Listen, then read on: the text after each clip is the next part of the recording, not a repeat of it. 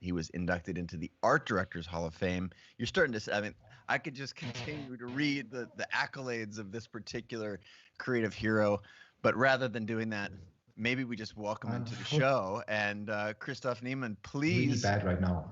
Welcome to the show. You getting some feedback? Is that what I just heard? I can only hear you chopped up right now. I have no idea what is happening. It was pretty good. Can you hear me? Give me a thumbs up. I can hear you.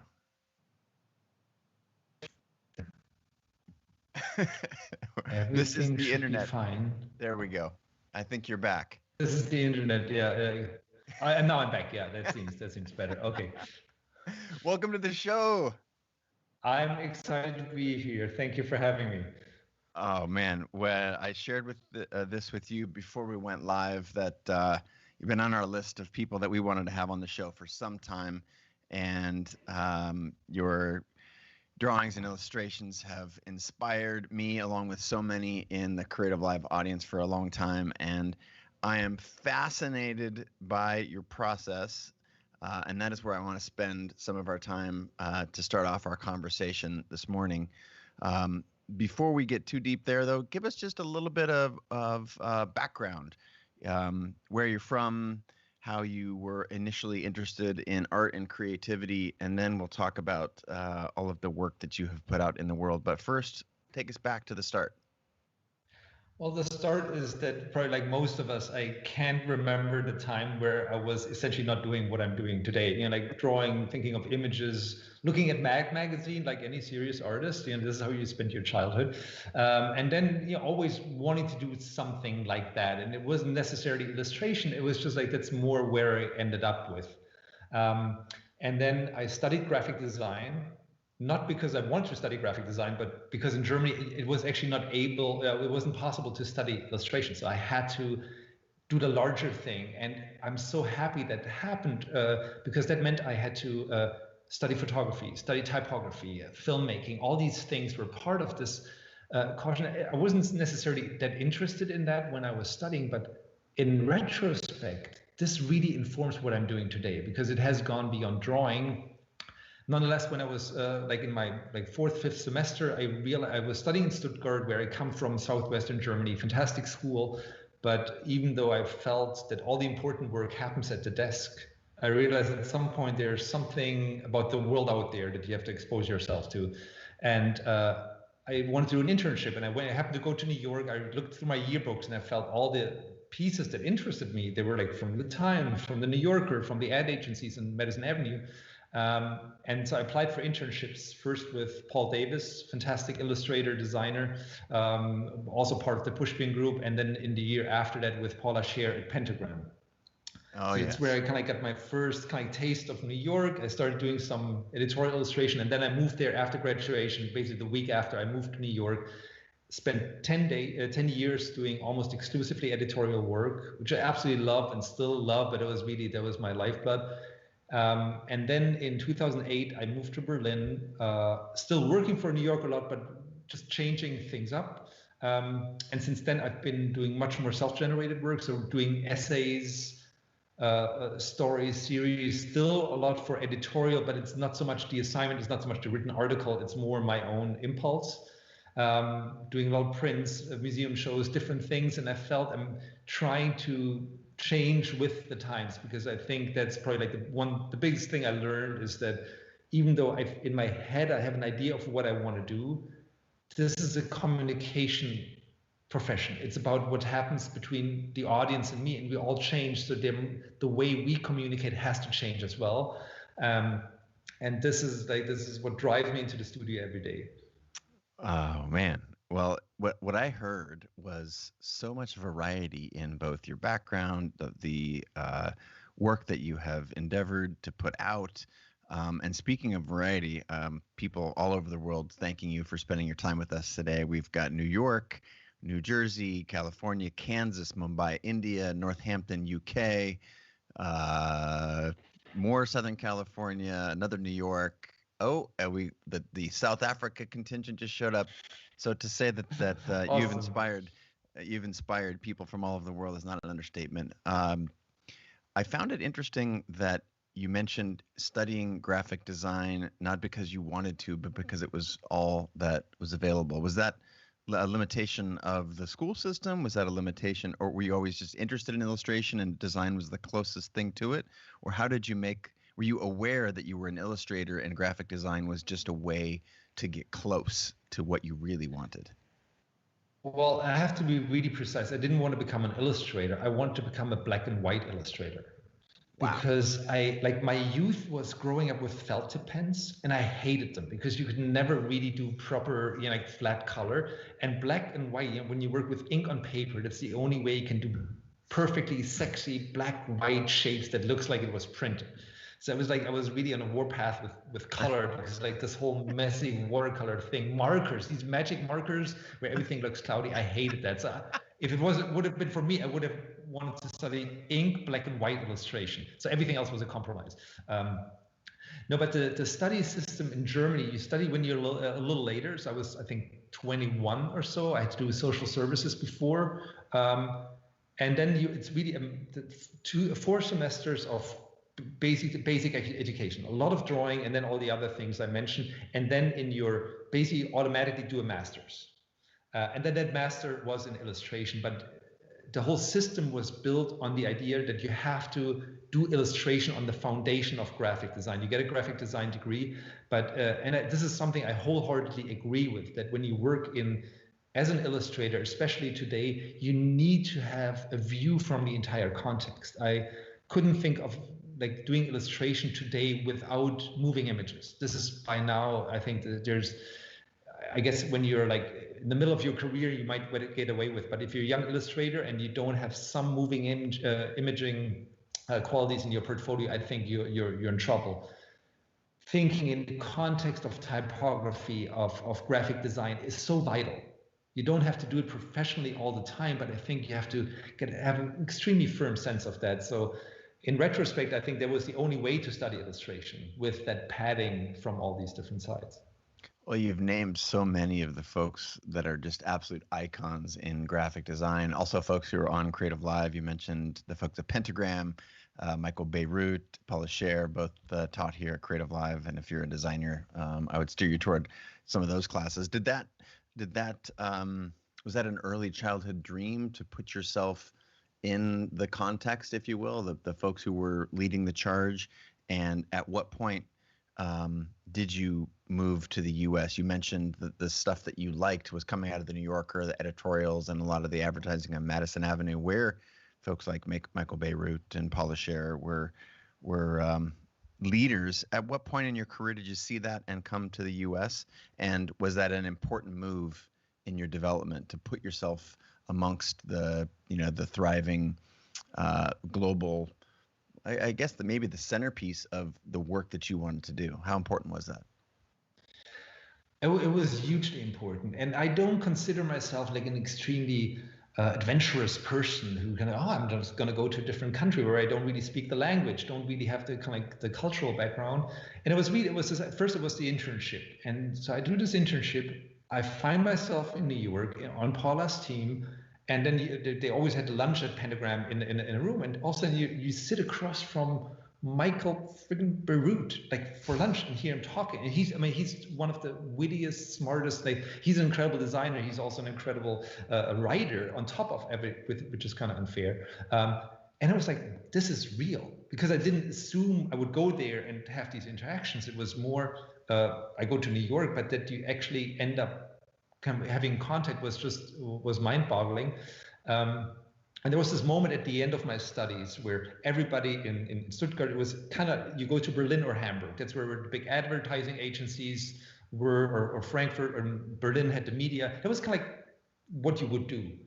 And I felt that, at this point I was 26.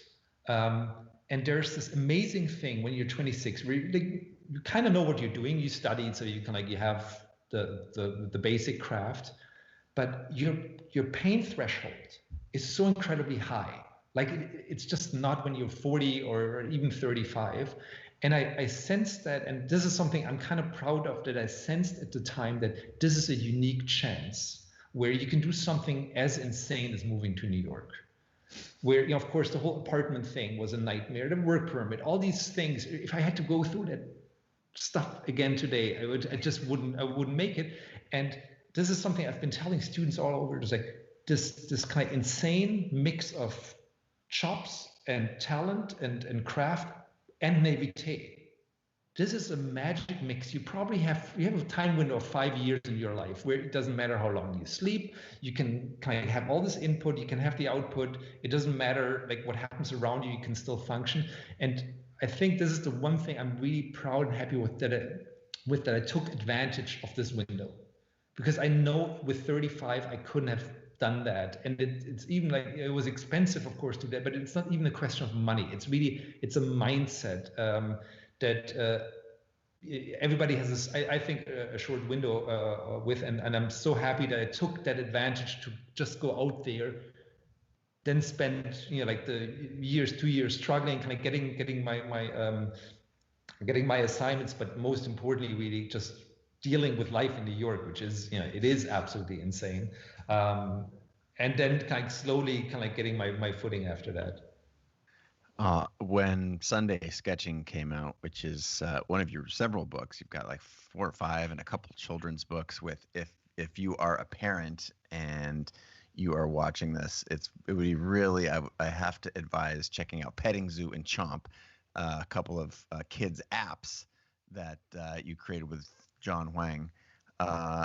Just the breadth of your work, and you talked about the energy that you have as a, you know, in your mid-20s, and yet here you are continuing to crank out work. And I'm wondering, is that a product of, is that still this mindset piece that you talked about, or is that a product of just doing what you love? And have you found your spot in the world? And if so, what would you tell other people who haven't yet found that? I feel as far as that goes, it's pretty consistent. This is what I love doing. And it's not even that I get bored with one thing and I have to do another one. It's just like I'm truly interested in all these different things. And technology has enabled me to do things now. You know, doing something like this app or doing a video now that I can put together in a day would have taken like a team of 20 people and like $100,000 probably only 10 years ago. I mean, just like the camera in my iPhone is an incredible piece of technology. So now all of a sudden I can do all of these things and I have to do them. I think the biggest difference from today to maybe 10, 15 years ago is that I've worked a lot on a system where I can actually spend more time working and dealing less with other stuff. And this is a constant battle to kind of free up time, kind of run the studio in a way that I can really like have as much creative time at my desk as possible. And there was a time, maybe like roughly like 8, 9 years ago, where I kind of always refused to have an assistant because I feel I have to explain everything. This is impossible. I can't do this. What happened is like I was basically doing admin would work for 2 hours from kind of 9 to 11, then do admin until 5 or 5:30, and then kind of like the real creative work started after that, which was a nightmare. You know, booking flights and doing taxes and writing invoices, and this whole system was untenable. And what I've figured out now is to really get much more creative time out of it. And I think if you get 5 hours every day of time where you sit at the desk, drawing, thinking, not producing finished artwork, but 5 hours of just time with a pencil in your hand, you can do the most incredible amount of work and you can have the most insane output.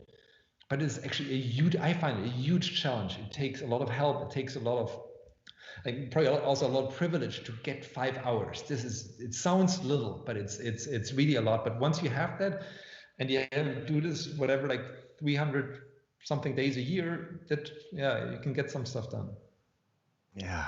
Wow. Well, I think 5 hours it does sound luxurious, but I know so many people watching and listening. We've got Lori and Janelle and Mark and Manny and John, Abhishek, Patricia, for just to name a few, that the concept of being able to do the work that you love and to do it at the level that you do it, it requires commitment. And clearly, 5 hours at someone who is as advanced as you are in your career, it's a huge amount of time. And yet, I think it's fascinating that that's where you attribute. It seemed to me you attributed a lot of the credit to your process. Now, before we go super deep into process, talk to me a little bit. You said you have a system for not getting trapped in admin.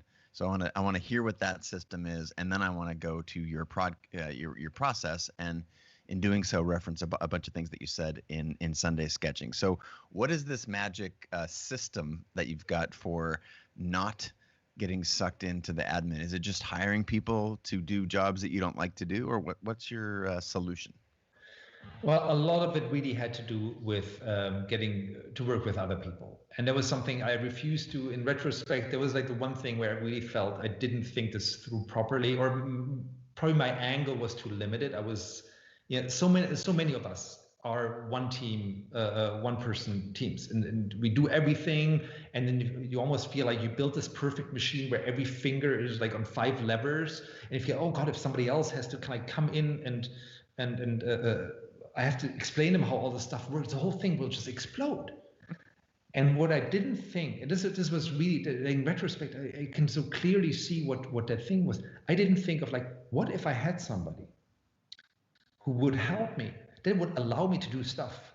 And I would be so crazy. It's like my favorite example. When I was in New York, I'm working like with other people in the studio, but I'm working all by myself. At some point I realized I cannot go to the post office. Whenever a job required going to the post office, I will turn it down. If somebody wanted like my portfolio mailed, I said, can't do it. Because everything that makes me, where I have to leave my desk, it's absolutely impossible. And so I'm like, just learn to live without sending stuff. Anything that wasn't digital didn't work. Any original, somebody says, oh, I love the drawing, can I buy it? It's like, no, because then I have to pack it and do something, just like it's not happening.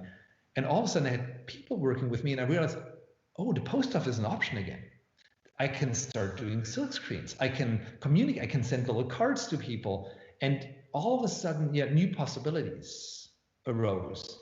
And so it really has a lot to do with people and having systems. You know, this is really boring stuff. Having your tech in order. Dropbox, and I don't want to advertise any, like I'm sure there's other services. Dropbox has saved me probably now 3 hours a day. I remember just, you're at the studio, you're working on something, you're going home, oh, I forgot the file. You go back to the studio, email the file. And then at some point you just like email all the files all the time. You get lost in, it was like 2 hours just every day trying to find the right file. So I think having a super tight system for having your stuff online organized, having your taxes, accounting, it's the driest thing imaginable. But if there's one mistake in there and you get an audit or there's something wrong, 3 days go by to clean that mess up. 3 days where you cannot work. So doing this, it's unsexy. Yeah, oh, we're artists, we don't love to do that. I don't really love to do it, but I just know it allows me to do a better artist if I don't have to deal with that stuff constantly. If it's not constantly nagging in the back of my head, it's like, oh God, like you didn't really save enough for taxes, and oh God, like can I afford the next computer?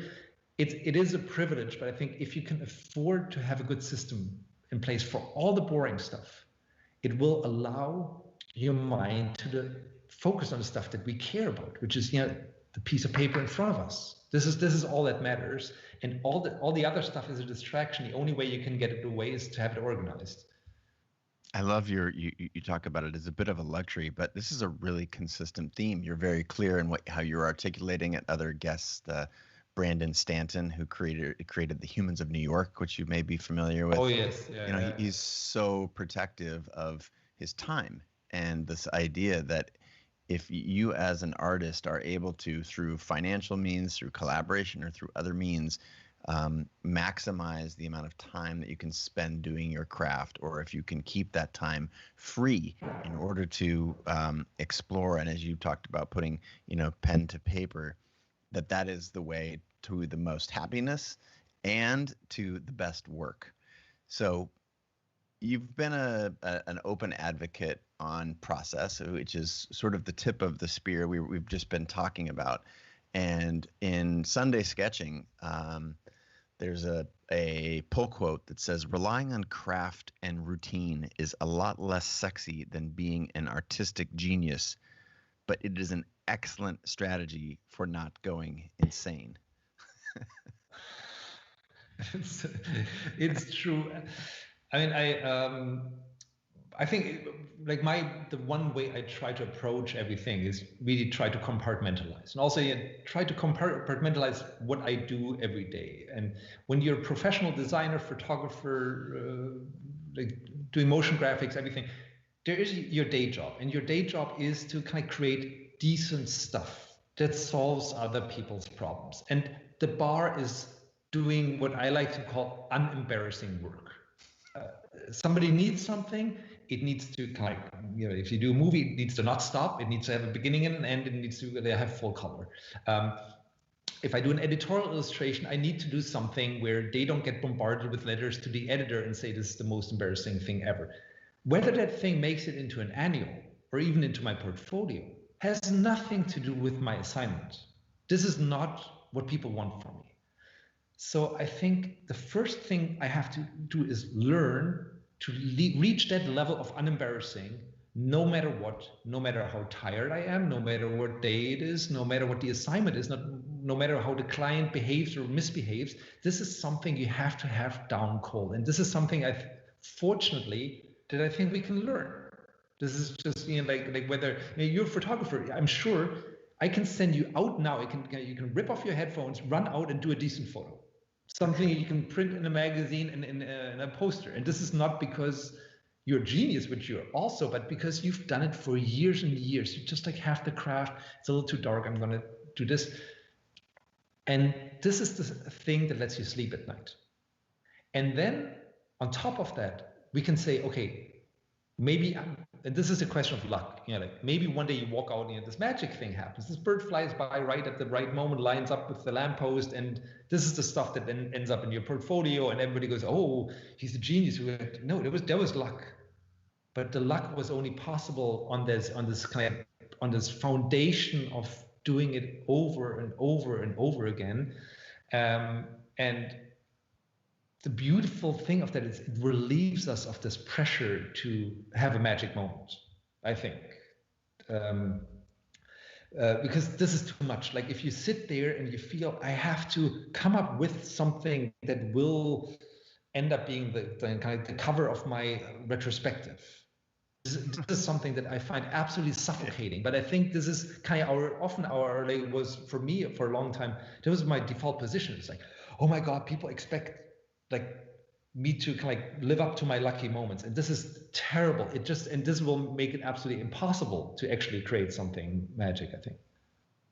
Yeah, I'm gonna keep reading a couple of pull quotes from the book because it's just it epitomizes what you're sharing right now. And there's some graphs here, some charts about getting good work out there in the world, and it says even in the absence of talent and inspiration, you can, through sheer practice, become so good at art that you can reliably deliver, quote, very good work.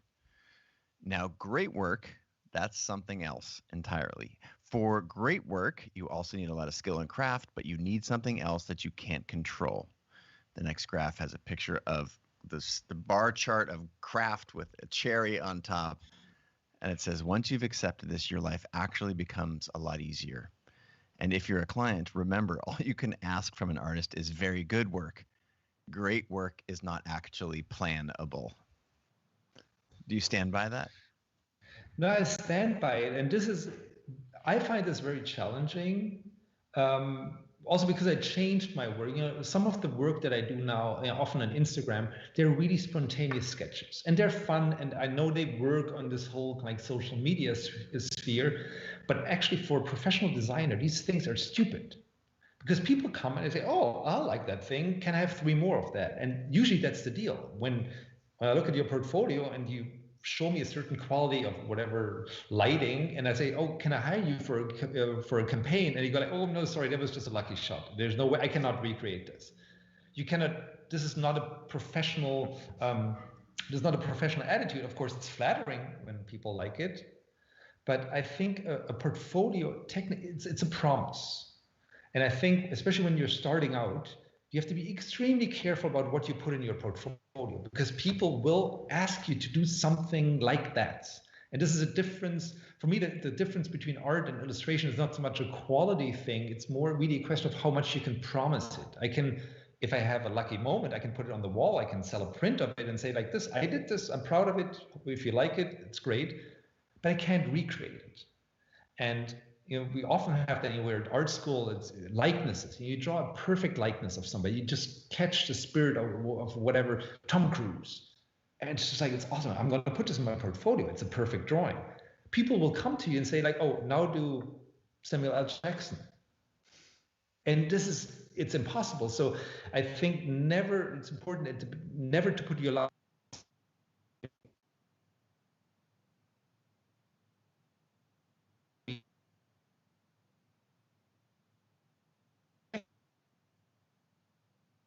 Uh-oh, I think we lost him.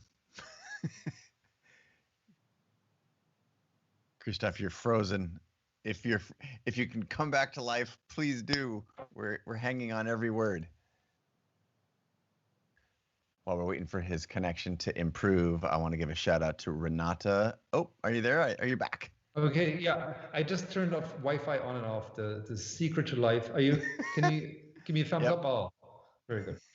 Sorry, I don't know where I lost you. Sorry about that. No. Yeah. Go ahead. You just keep in your storytelling, or I can restart if. It was really about this idea of like, the one thing is what you promise to a client, whether you promise like a lucky moment, but the even more, I think, dangerous thing is if you expect it from yourself. If you look at yourself, the stuff that you do and feel like, oh God, it was like, I look back at kind of like the 5 great things that happened, maybe a year ago, 5 years ago, and you're judging the thing that you're creating right now, and you feel, oh, does it live up to that? Because again, this puts so much weight, it eats up all the oxygen that's so necessary, I think, to create work. Yeah, the concept of process is something that is so unsexy, and it flies in the face of the myth of the genius. And yet, over and over on this show, probably hundreds of conversations, the answer, the antidote to frustration and feeling blocked is a really crisp process where you just sit down and you go to work. And I wanted to ask you to balance this concept of practice and process with us, because you've also said, I remember, I'm not quite sure which book it was, but the concept of only focusing on your craft can also get you on trouble. Because what if you spend all of your time focused on the wrong thing? You've said something about that. I'll find it here in my notes, but this idea, I think it was like a chef spending too much time working on a hamburger when everyone's going vegetarian or something like that. Help us. No, how do you both focus on craft and process, but also, not get passed by with the zeitgeist and what's happening in the world? How do you balance those two things? Well, I think it's important when you're like, earlier we said that the craft is a foundation, but it's only the foundation. It's not the house. And maybe you feel like, oh, this feels great. And let's say you draw and you have a certain shapes that work, certain ways to do figures, maybe certain ways to make jokes, to tell stories. And people come for them, like they like them, and then you do it again, and they come again. Nobody will ever tell you it's enough. They stop calling, but nobody ever says, can you go into a different direction? This is on ourselves. We have to, I think this is the only way. We have to come up with this inspiration to kind of leave what's working. And this is difficult, because what's difficult is easy, and what's familiar is easy. So I think this is the whole thing with like, when you rely too much on craft, you can get lost in this thing. And what I said earlier, it's a communication business that we're in. And if we lose the other side, they're not in there, they're not listening to us to listen to us. They want to hear about themselves. We want to I want to create art that gives people a way to start a thinking process. So ultimately, without the audience, the art is nothing. There's nothing more boring for me than artists who do art to show the world how smart they are. I want to feel smart, and I want to feel inspired as the audience when I look at something. This is what matters. What happens between the piece of paper and the eyes and brain of the audience. This is where all the magic happens. What I do, what happens between me and the piece of paper, this is just what's happening at my desk, but it doesn't matter. But I also, and for me, it was a very long way to that realization. I think the misconception that we have about creative work, or a lot of people have, is that we read a book and fireworks go off and we cry or we laugh or something amazing happens and we feel this is writing, because this is how we experienced writing, as this surprising, emotional, makes us cry, laugh, or whatever, and we feel, okay, I'm full of emotion as I read things, so I probably have to be full of emotion as I write things, because this is my experience with a book. And so I start writing and I go I'm just in love, or my heart is broken. I start writing. I'm going to produce a huge pile of crap, I think, because the reaction we get as readers and what we have to put in to cause that reaction are different things. I think if I want to make somebody cry through words, I have to very deliberately move the words back and forth. I have to set up the emotional tension, and then I have to do a twist, and I have to go down that path 50 times and say, okay, I have to hold back the information. I have to wait 2 phrases longer. I move that one adjective in and out. It's all about arranging the breadcrumbs that for the reader the firework goes off. And I think there's no better illustration than the aha moment that you have when you look at an idea. The aha moment you want to have as a reader, but to create an aha moment, for me at least, there's never an aha moment when I draw. The aha moment is lighting the fuse, arranging the path. It's a very small, unspectacular set of decisions that leads to that. To then for the reader have the other thing. And I think if you, as an artist or as a designer, sit there and try to have an aha moment in front of the piece of paper, that's when you have the writer's block. That's when you have the fear of the white page. But I think there's no way to overcome that with waiting for aha. Waiting for aha. That's the name of the next book. Oh, no, you're saying the same thing. And a guest we had on not too long ago, Roxanne Gray, who's an essayist for the New York Times, said, I'm a professional at making you feel that way. That's where my profession is, in these small moves of words, and the distance between the emotional response that you are having when you read it and the response of the creator who's creating it might be 1,000 miles, right? The work that you're doing to lay the foundation, that is the training, that is, 25 years doing your craft, where you know what word order to put them in. And that does, I think, take a little bit of pressure off.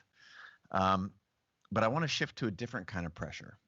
And you've been very clear as a mechanism for, not getting blocked, to just sit down and do work, compartmentalize as much as you can, have some processes. And yet we are in an industry and a time, and I'll say industry by a creative industry, so that's photography, filmmaking, building businesses, all of these things, where things are accelerating, right? The size of the teams at magazines, many of the magazines that you work at, or the ones that are the most revered in our culture, they used to have huge staffs, and now it's just a couple of folks and a handful of freelancers. And the speed of which business is sort of getting turned under and having to be reinvented, that's only accelerating. And this is so stressful for so many of the creators that are listening and watching. And speaking of, I got to give shout out to Janelle asking us for more of this great advice. We got LA in the house. We got people all over want to know, like, our industry is continuing to change, and how, as creators, do we manage this seemingly ever accelerating treadmill of work? Well, it's a difficult one, because I feel I'm right now it seems to work, but I wouldn't be surprised if kind of tomorrow it stops working. It would be, and if I'm totally surprised and I have absolutely no solution on how to solve it. So yeah, it's always a hypothetical. I wouldn't, like, if you tell me, oh, 5 years from now it's going to be over for me, for you, for everybody, I would say yes, good chance of that happening. There's a couple of small things. Again, I think you cannot ignore technology. This is something that no matter what, we have to kind of like be on top of that. It can enable us to be more versatile, reach wider audiences. There is, I feel, I mean, I love to compare what we do to sports, and there's something that I think we're only at the beginning of this. Again, question of privilege, where like 20 years ago, like, draw a couple of funny pictures, kind of like, once you kind of like in the system of editorial work, you kind of like find, you're like in the in crowd, the art directors know you, you get work. Now this is so much, the turnover is faster. You have to constantly, as you say, worry about this stuff. So you have the craft in terms of what I'm putting on the page. But I think, like sports people, we have to start thinking about our mental health.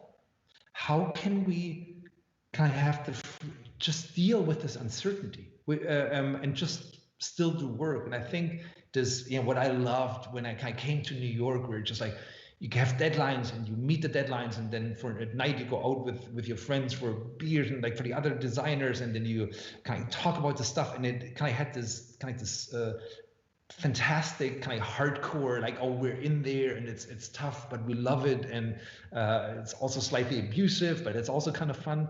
And I think maybe it's also growing older, but I think it's very important in this time that you find something in you as an emotional foundation to deal with all these things. And whether it's a hobby, whether it's family, I think friends, absolutely crucial to have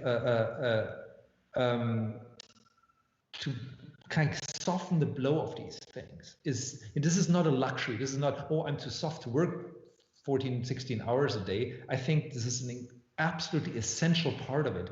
Another thing, which, again, for the first 5-10 years of my professional life, I didn't even think about it. I was reading the paper because I was doing political stories. I would go see the movies, but I never thought about input, because it was, I have input. I don't have time for research. I'm just like doing work.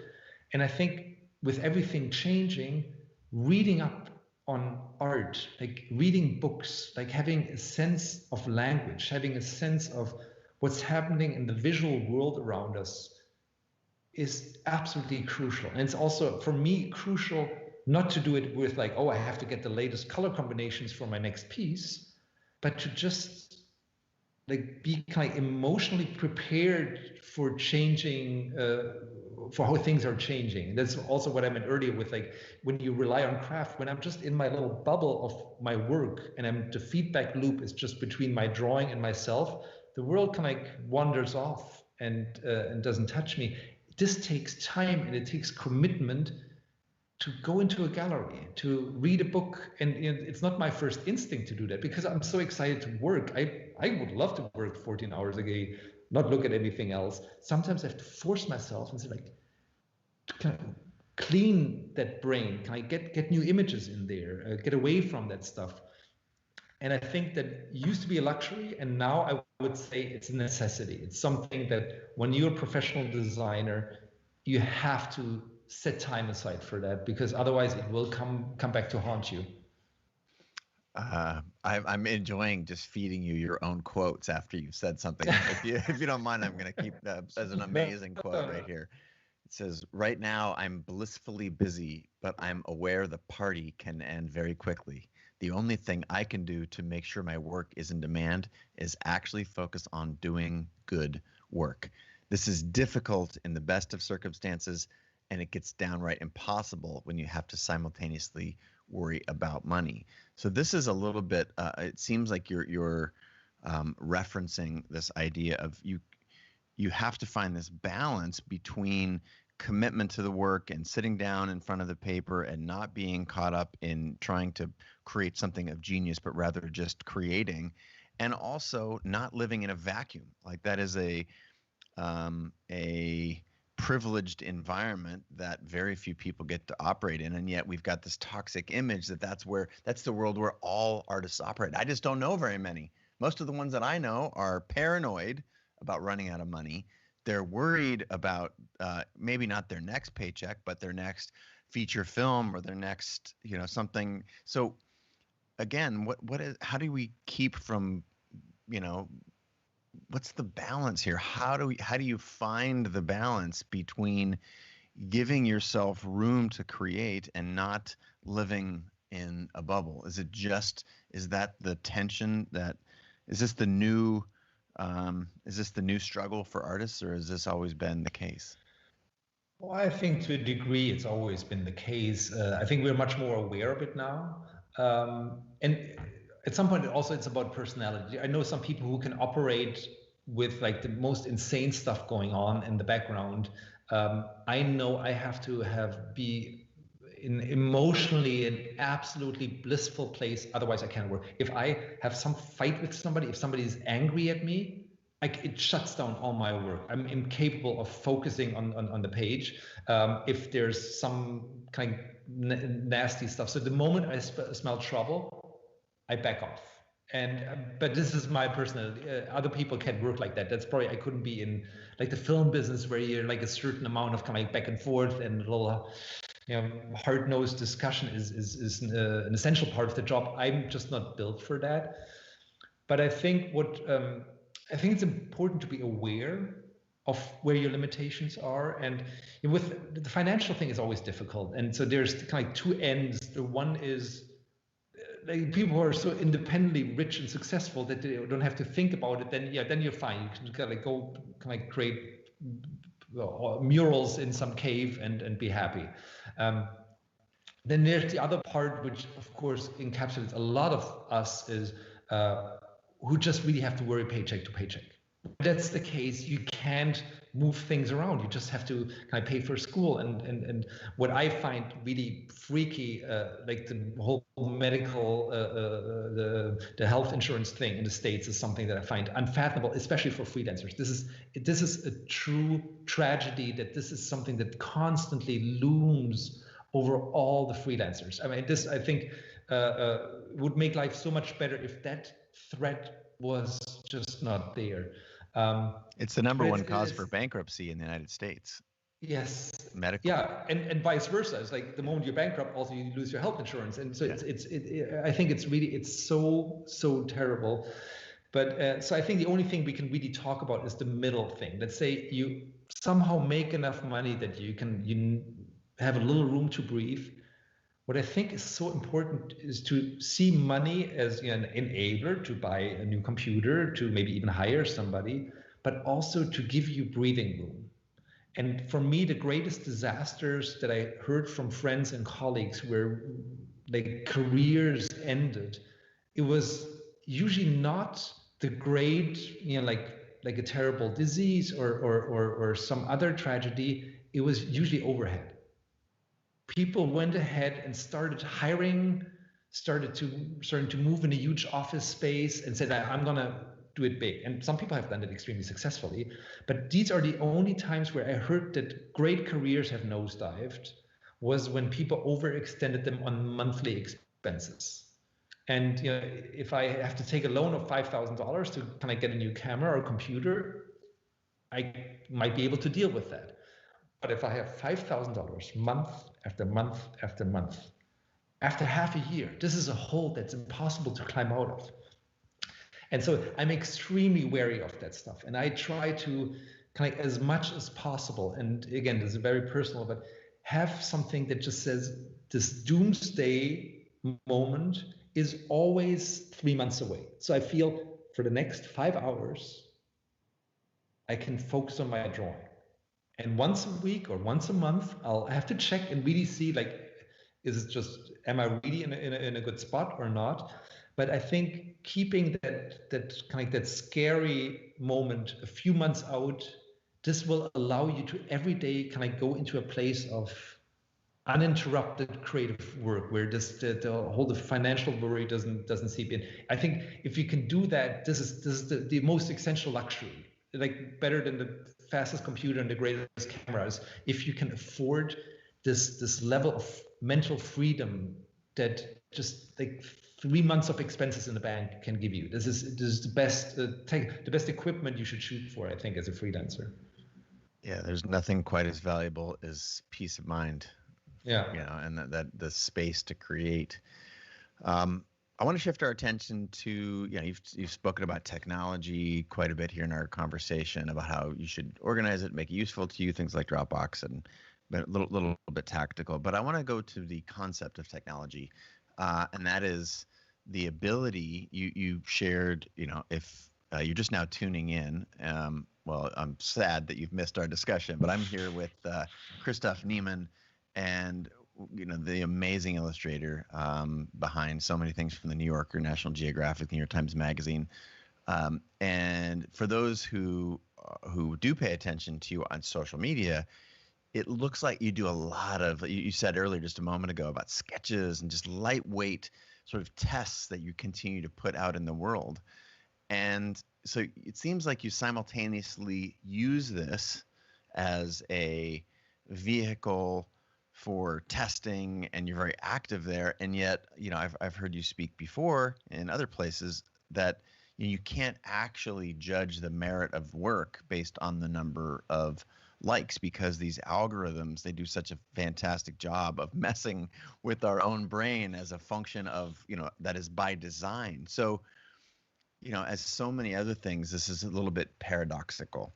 And I'm wondering if you can help us understand, because you clearly are a master at this. You use it in the ways that you can get information, you know, market, you know, evaluating the efficacy of an idea, and yet you don't get attached to the outcome. So for again, folks watching from all over the world now, help us understand how you nailed this balance, because it's, as another professional artist watching you, I can see you testing and playing, and then you see, if you're really familiar with your work, you see it pop up again later, something you tested, you know, 6 months ago. So help us understand your relationship with social media. Well, I think there's really two separate things we have to discuss. The one is social media, and I think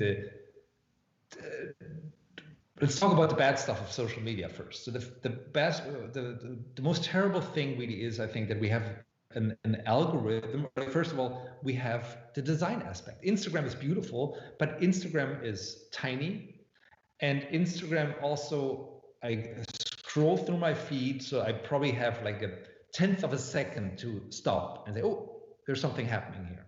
Why do I stop? It's because it's very, very intriguing for one way, or because it's very familiar. A celebrity face, something that I've seen before that I love. So if I do something that's not attention stopping in this like 0.3 seconds, the chances for the algorithm to pick it up is dramatically going down. So the moment I try to go against that, it's really the chances of that stuff living is not really great, and this is something you have to be aware of. Also, even if today I figured it out, all my art fits this bill perfectly, I get like so many likes, everything's great. Tomorrow they might change the algorithm. For some reason, like they say, only images with green on the bottom, an animal on the upper left, and a lighthouse on the upper right is the only thing that works. I sit here and say, where are all my fans? Where are all my likes? They're gone. And it can drive you absolutely insane if you try to think, why did this thing work or doesn't? And I've done it for a while. I have absolutely no idea what works and what doesn't work. Maybe there's something with the time of the day or with the technique. It makes no sense to me. The fantastic thing about social media, and I think that's also the reason why we have to do it. It doesn't matter whether you have 100 followers or 100,000. For the first time, it has given us as creators the chance to talk to the audience directly. We were absolutely dependent until 10 years ago for middlemen, and the middlemen I love, like the newspapers, the magazines, the museums, the publishers. They took care of that. They went to the audience. We had to give our stuff to them. They would carry it on to the audience. All we had to do is like sit there, hand it to the art director, and not think about it anymore.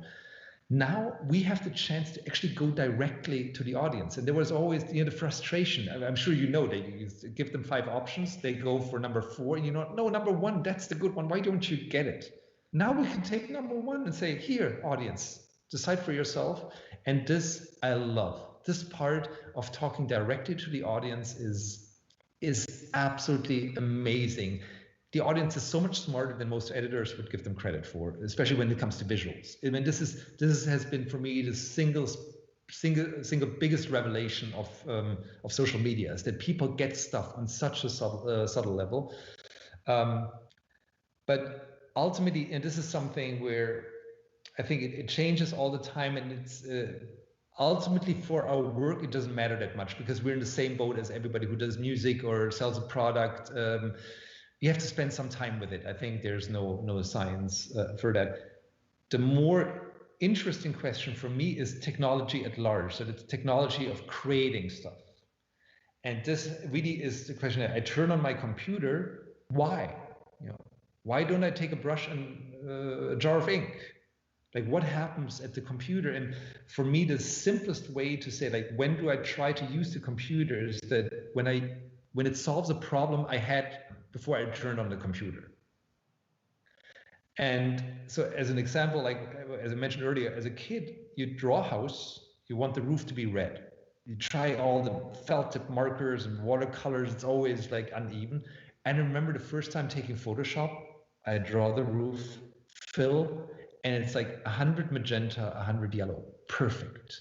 Like one flat color. And this was like the answer to my prayers of like age 4 to 18. It was just magical. And so I'm always looking for these things. When I make movies, when I make animations, I have something that I want to do, and the computer allows me to do this much more efficient, much faster, nicer, higher quality than I could with other means. And there's other things. And then the computer or technology, like technology companies, they want you to use their product. They need to innovate to keep things interesting. So they come up with new stuff. And often you go like, oh, this is fun. But you're like, why? And maybe I piss off a few web designers here. My favorite example is parallax scrolling. This is a thing, it was like super hot 5 years ago. Everything was parallax scrolling. It's like, why? I have absolutely no desire to have image and text flowed by each other. This was a beautiful gimmick. It was interesting for a month and a half, but it was just, it didn't do anything in terms of communication. And I think when you look through your applications, whether it's Illustrator or Photoshop or After Effects, it's 90% stuff that doesn't serve a storytelling purpose. And this is what I try to stay away from, because I feel I just get lost in it and I just create technology for technology's sake. This is especially true when it comes to VR, AR, which I've played with a lot. But a lot of it is always like, do I do this because it's possible? Because I find it stimulating creatively? Or is there actually a benefit for the reader out there? Is somebody saying like, oh, I can turn around and see what's above me and below me. This is make my experience better. And as much as I love VR, I have to admit, I was never sitting in a James Bond movie and say, gee, I wish I could turn around and see what's happening on the top of that building there. I don't care. I want to see what's happening right in front of my eyes. I want the director to pull me right to that thing. So I think VR and AR are fantastic. They are fantastic opportunities, but I think for this kind of like narration, surprise-based storytelling, they're not great tools.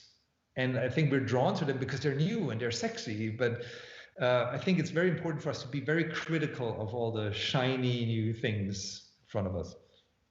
How that applies to so many things, to cameras, to cinema, to like the size of the production does not equal the quality of the work. The expense of your tools is not a correlation to what you can produce. But I have to, sorry, I have to interrupt you here. Please. Like with cameras, it's a totally different animal because cameras are so sexy, and I just wish I could afford to just buy new cameras all the time. Just like get like one of these new chunky things and different lenses. I don't care what they produce. I probably like my images look the same with all of them. I think the only difference is the resolution. But I just love it's so much better than getting a new application for the computer. But I'm sure you have that experience, right? Oh yeah, so many times you start getting the new cameras just because of the new cameras and not necessarily the features. Like, oh, the new, Pro Nikon just came out. I've got to get that one, and you don't even know why. You just, as a professional, that's, I guess, one of the things that you're. It's a fantastic excuse. Yeah, like I think that one of the few great benefits of being an artist, like art supply stores, and just like getting all those brushes and the all the stuff that I never use, but it's just I just love that so much. It has very little artistic benefit, but oh god, it's so sexy. I love it. Well, this is going to be a short leap, but speaking of sexy, I was so moved by your feature segment in the series Abstract on Netflix. And one of our mutual friends, the producer of that, Scott Dadich, who's also been on the show. If you're just tuning in, you can go back and find a previous episode with just Google my name and Scott's name. But he produced an amazing series, co-produced on Netflix, called Abstract: The Art of Design, in which you were one of the featured creators, along with a handful of other people who are also amongst the best in the world at their craft. So 2 questions. A, what was that like being first selected amongst, peers of the very, very, very top in every field, top architects, designers, interior folks. And second, the process of making a 30 minutes or 60 minutes? I'm missing. I forgot. It's like 40 something, 45, 40. Yeah, and about having, a film crew follow you around and making a 45-minute documentary that now clearly millions and millions of people have seen it. If you haven't seen this, folks, go check it out on your Netflix, Abstract: The Art of Design, especially the 2017 season, which is where Christoph was featured. So what was that like, A, being selected, and then B, what was the process of making that film like? Well, being selected was kind of like a little whatever because I've done some television stuff. Scott called me up at some point or email, and he's a friend. I've worked with him for a long time. He's fantastic. He said, "Oh, I have this idea for a television thing for Netflix, and I would like you to kind of have one of the episodes." I thought, "Oh, that sounds really great." And if you want me to do it, of course I'm going to do it. I don't know if I have time for it. There's so much work and so, but if you ask me, like, there's no question. But I thought it's just like, it's a thing. It's a, like they come, they film, they cut it together. I had absolutely no idea what that would actually mean in terms of how many people would see it. And I'm probably glad I didn't. For me, it was more Scott asked, of course I say yes. I'm sure it's going to be super professional and great and fantastic because he knows what he's doing. And then when the whole production thing started, I realized that, okay, this is not like the other stuff I had been doing in the past, which is usually like a camera team comes in, there's somebody standing there with a microphone, 2 lights, and then you film for an hour and then you get like 2 minutes out.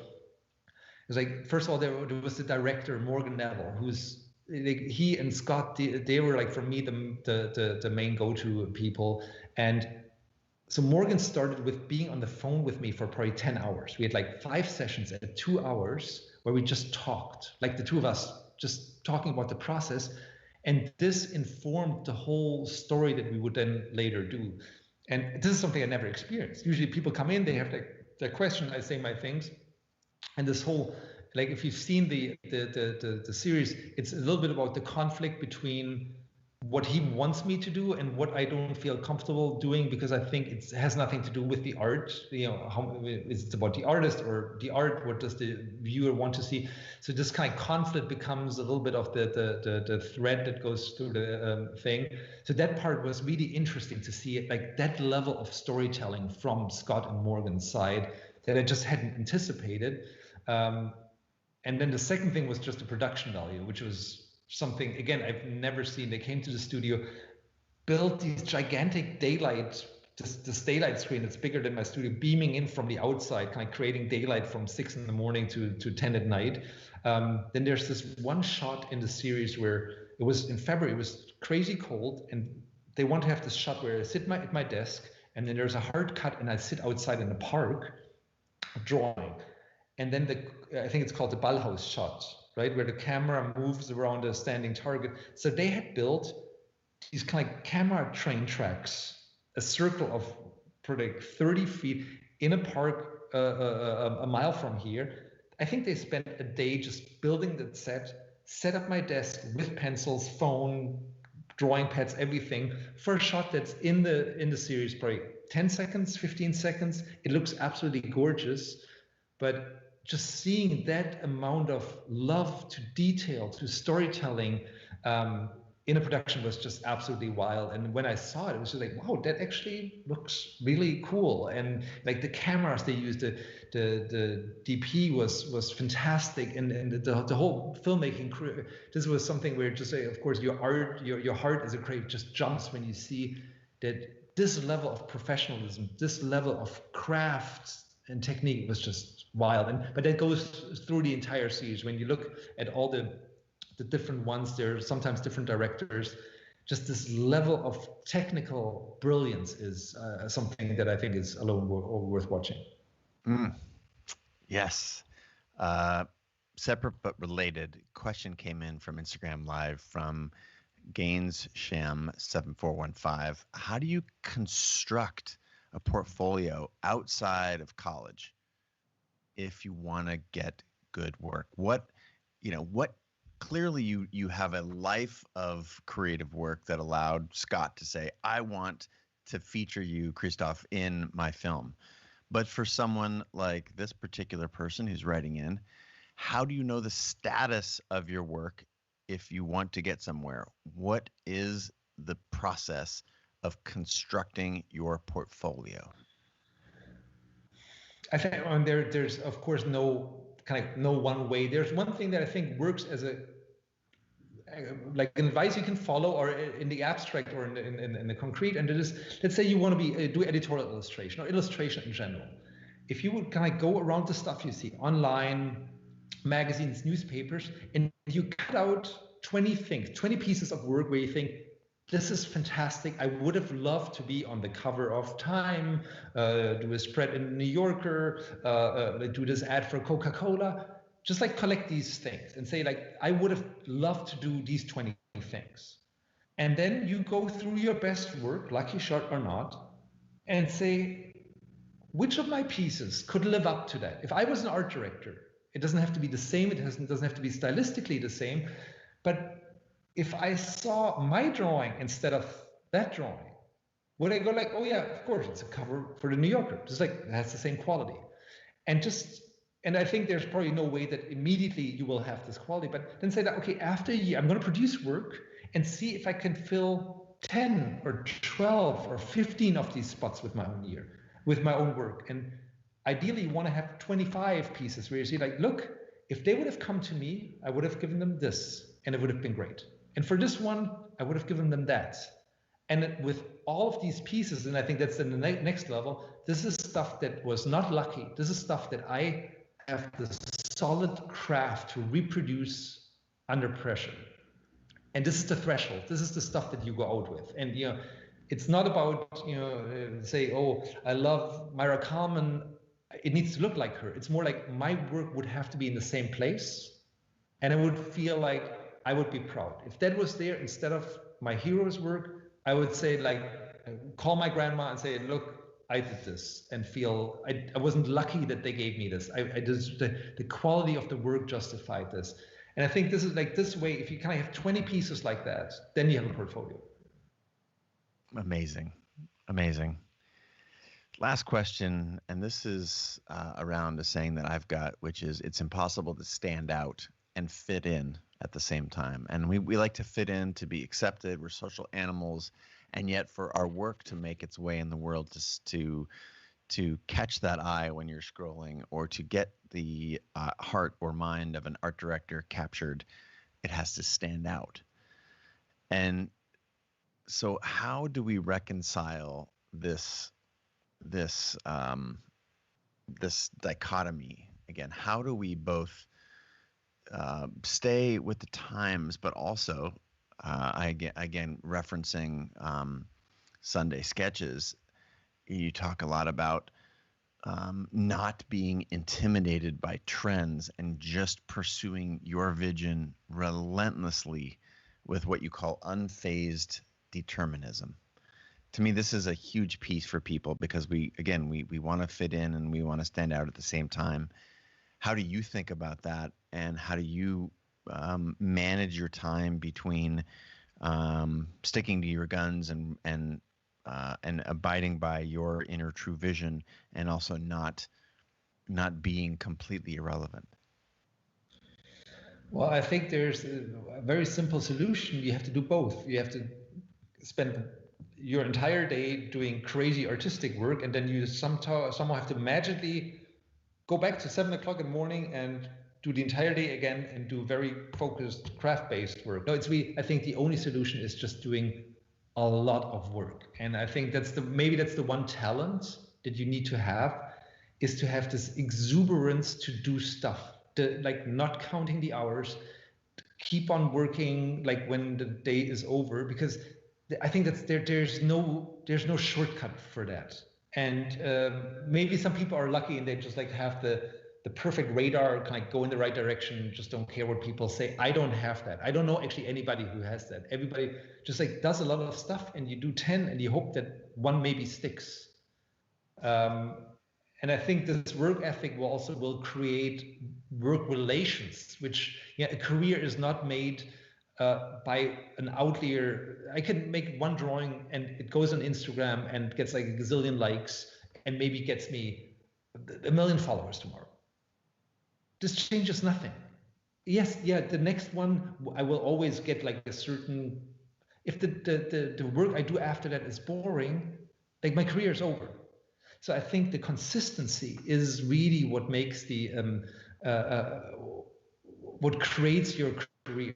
And yes, that means every once in a while something needs to be a little bit more exciting than some stuff. You need these magic moments, but I think the consistency is the stuff you should worry about. I think being able to deliver, being able to kind of having a rhythm that allows you to put in these or find these 5 hours, then the rest actually it sorts itself out quite surprisingly once you have that.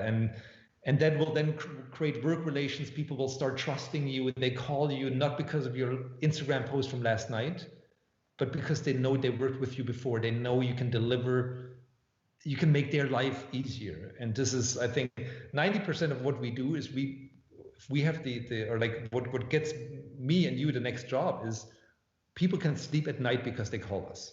This is the one thing on your it's just like and if people associate your name with, oh, if I call them, I can calm down a little bit, then you're safe. Then I think then your career is in an extremely fantastic position.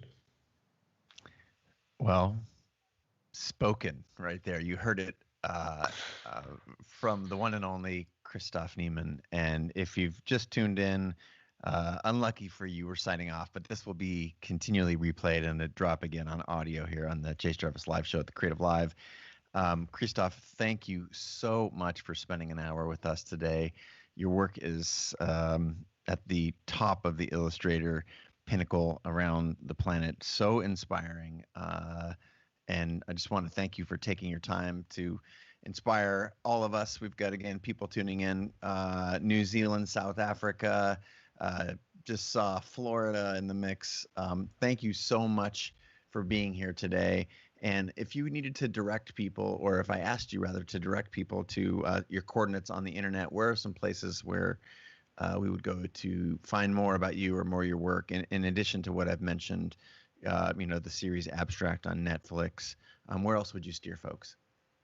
Well, my website is christophnieman.com, easy enough. And then I'm kind of, the handle is Abstract Sunday on Instagram and Twitter and Facebook. So these are the easiest places to find me. And thank you so much. I mean, this was a lot of fun, and I'm flattered by like the amount of like preparation you must have done to find all these quotes. And so this is a fantastic compliment. And yeah, so I just want to encourage you, like when you say these names of like the cities, of course, like in this day and age, like not being able to travel is like, it's really breaking my heart. But just like a huge shout out to all the designers around the world. And for me, one of the greatest things I learned when I traveled is you go to a different country, you can barely communicate, find a similar language, but the relief of finding that no matter where you go, we all struggle with the same thing, but we all get excited for the same thing. Like we all drawn to what we do because there's this excitement in visuals. And so let's hope that all the insanity out there cannot break that. And yeah, thanks for putting on that show to keep that excitement going. All right. Well, Jones and Company, Lauren, Radonna, Daniel, Guillermo, Chris, Laura, Stephen, New, so many folks from around the world. They're not just countries, they're humans, and they're inspired by your work. And thank you so much for being an inspiring human in addition to the work that you put out there in the world. And we'll make sure to follow up, and we'll get you the audio. We're going to make so many good little excerpts from this. You've dropped so many nuggets, so we'll share those with you in the not too distant future. And again, everyone in the world, thank you so much for tuning in, and please do yourself a favor and follow Christoph everywhere you can, because it's pure gold. Christoph, thank you so much. Signing off. I hope you have a fantastic. Thank you. Thank you. Thank you so much for having me. And thank you all for listening. Bye.